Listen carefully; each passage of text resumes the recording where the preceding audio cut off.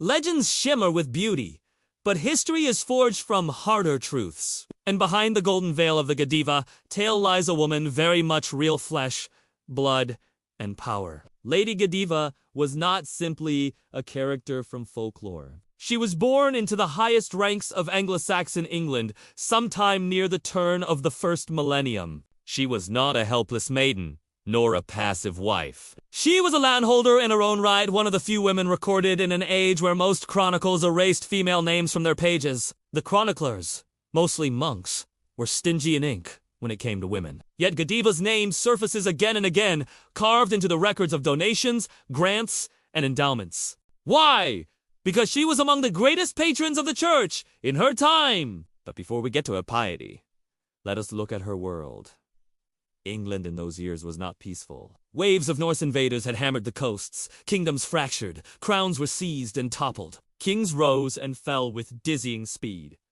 Sweyn Forkbeard the Dane, Edmund Ironside, Canute the Great, Edward the Confessor. Amidst this chaos, nobles danced a deadly game of loyalty and betrayal. To back the wrong king was to gamble your life, your land, and your family's survival. It was into this storm that Godiva married Leofric, Earl of Mercia. Leofric was no small figure. His earldom stretched across the heart of England Mercia, once a kingdom in its own right. He was cunning, adaptable, a man who survived regime after regime while others lost their heads. Together, Godiva and Leofric became one of the great power couples of Anglo-Saxon England. Their wealth was immense, their lands wide, their influence unmatched. But unlike her husband, remembered for political maneuvering, Godiva was remembered for something else: her generosity. In an age where nobles often drained their estates to fund wars and feasts, Godiva poured her wealth into abbeys, monasteries, and churches.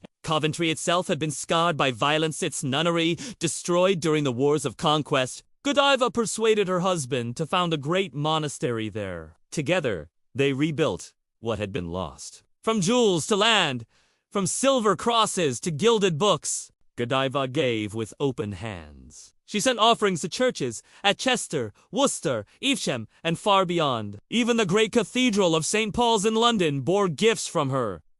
A necklace of silver, a rod of gold, decorations for the Virgin's statue. She was no shadow to her husband. She was an active force in her own right.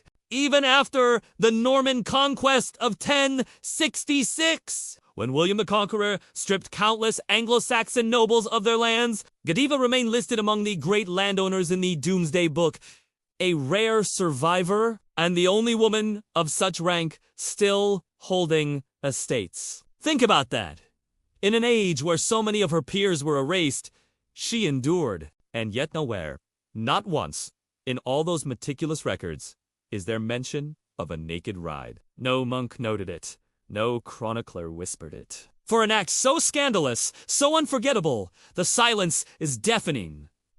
So where did the legend come from? Historians believe the tale was spun centuries later in the 13th century, long after Godiva had died. Perhaps it was born in Coventry itself, whispered by townsfolk as a way to explain why their lady's name was remembered with such reverence. Perhaps it was moral allegory, a tale of sacrifice and humility crafted by monks. Or perhaps it was something bolder, a medieval attempt at mixing piety with titillation. And what of Peeping Tom? He too is absent from the early versions. His character slinks into the tale much later. In the 17th century, a time when voyeurism was both condemned and secretly relished in the popular imagination, thus, what began as a noblewoman's record of generosity slowly transformed, first into a parable of sacrifice, then into a morality tale of lusts and punishment, finally into the iconic legend we know today.